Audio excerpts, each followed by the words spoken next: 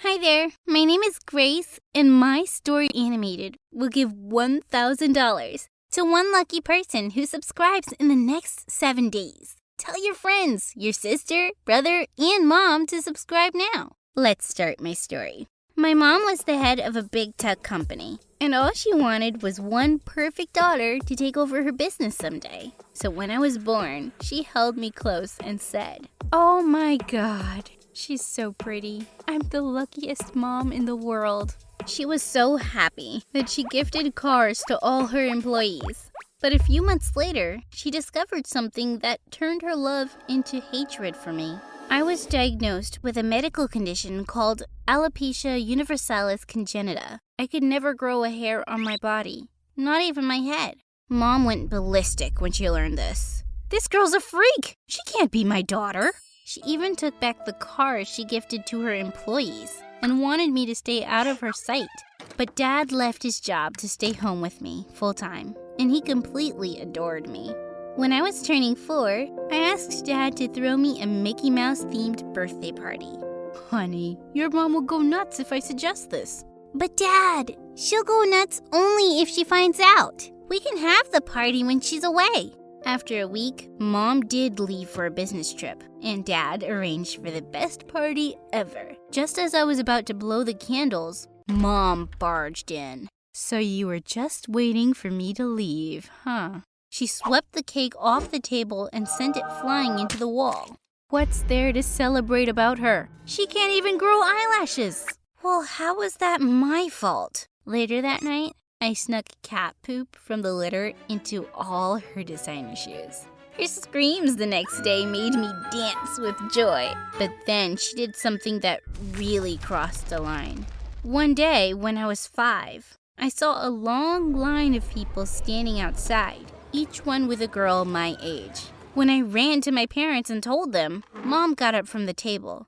"Oh good, the adoption people are here."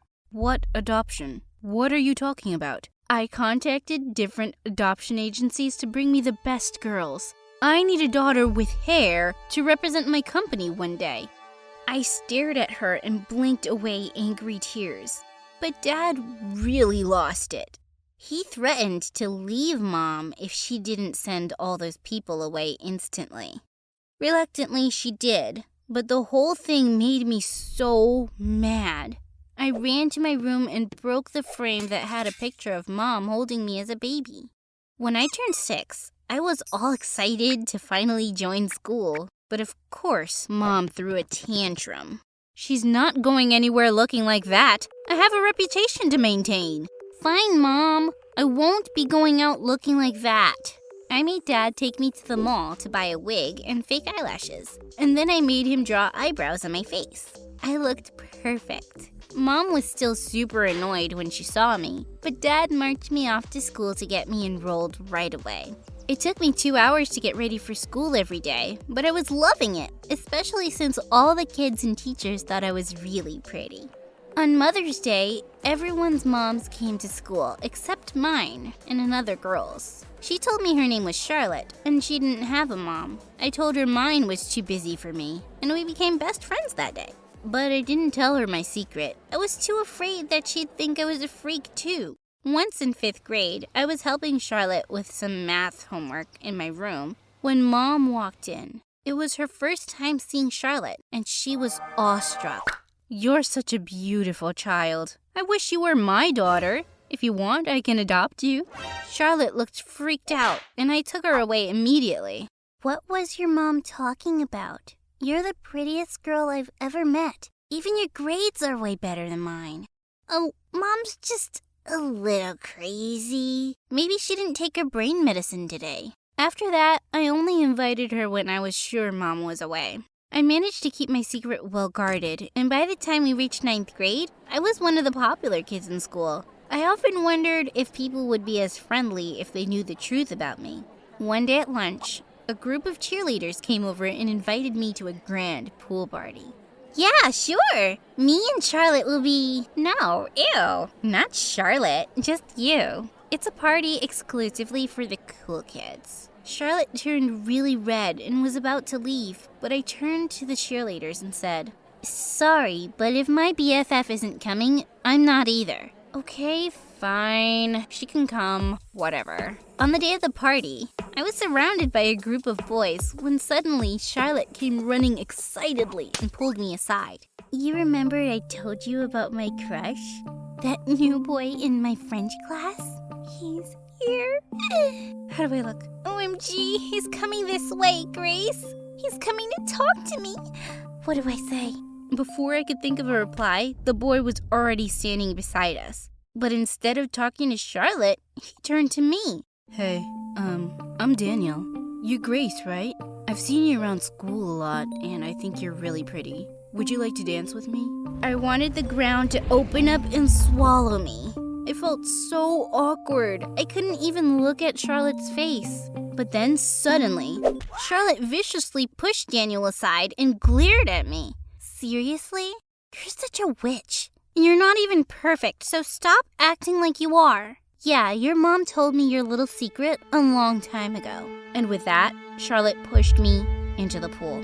As I sputtered and rose to the surface, I realized my wig had come off and was floating next to me. I touched my face to see streaks of makeup on my fingers. And then I saw everyone standing frozen in their spots, staring at me. OMG, she has no hair. What a weirdo. Look at her. She looks like Voldemort with a nose. Oh, really? How about I punch your face and turn you into Voldemort without the nose? Daniel pushed those jerks aside and jumped into the water to help me out. Are you okay? I felt shocked and humiliated. As my eyes met Charlotte's, I saw complete hatred on her face. She turned around and walked away. I burst into tears and ran away from there. I couldn't believe my best friend would do this to me. When I got home, I locked myself inside my room. For days, I didn't step out. I didn't know how I would face anyone in school again. One night, Dad knocked on my door and sat down next to me. Sweetheart, you can't hide forever. You have to go back to school. You didn't see the looks on their faces or hear the things they were saying about me. I'm a freak, Dad. Mom was right all along. No, she's not. You're beautiful. And more importantly, you're smart and kind. I'm sure your classmates were just surprised to see you that way. Trust me, when you get back, it won't make any difference to those kids who've always admired you. Well, I made a big mistake of trusting Dad, and it turns out he doesn't know the first thing about high school. My popularity had tanked to rock bottom. I could hear everyone whispering and snickering behind my back. No one was inviting me to any parties anymore. One day, I walked to my locker to find a poster of E.T. stuck to it with the words, "Go back to your planet, Grace." And Charlotte, well, she had some newfound confidence after being a complete snake.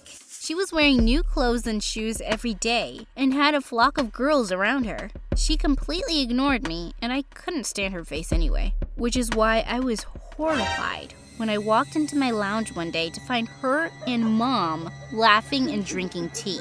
What is this witch doing here? That's no way to talk to my best friend. Your father really didn't teach you any manners. Your best friend? Grace, I really have to start thinking about who's going to be the face of my company one day.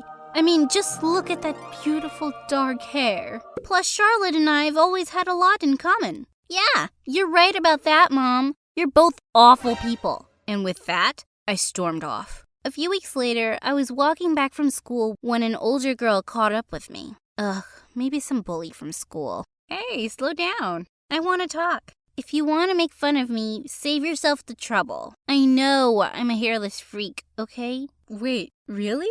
I knew you were my half-sister, but I didn't know we had the same problem. I turned around in shock. Wait, my what? She slowly took off her wig, and she was completely bald. She then went on to tell me the most shocking thing ever. Our mom. She left me with Dad when I was just a baby. My dad was poor, and she married yours for his money. I've been searching for her, just so I can look her in the eye once and tell her that she's a terrible mother. My head was spinning. This couldn't be true, but then she did look like me. So, I'm just supposed to believe you? Just like that? No. That's why I have a picture of my birth certificate. And she showed me that on her phone. Sure enough, Mom's name was there. Come with me. When we got home, we walked straight into the dining room to find Mom and Dad there, and I told them everything. Mom looked horrified, while Dad was stunned. You were married before? And you abandoned a child? And married me for money? And I made you the head of my company? That's it. I'm divorcing you. And I'll make sure you don't get a single penny. Leave my house. Now. Mom begged and cried, but none of us felt sorry for her. She packed her bags and left weeping. Just as she was driving out, Charlotte turned up. But Mom didn't even bother to stop for her. She's gone for good, Charlotte, and she doesn't care about you. You should go too. Charlotte suddenly turned to me with a desperate face. Please, forgive me, Grace. You're the only friend I've ever had. I'm really sorry for what I did. I just got jealous of how perfect you always were. All my hurt and anger bubbled over. Perfect? Do you think my life has been perfect with this condition? My own mom has always hated me.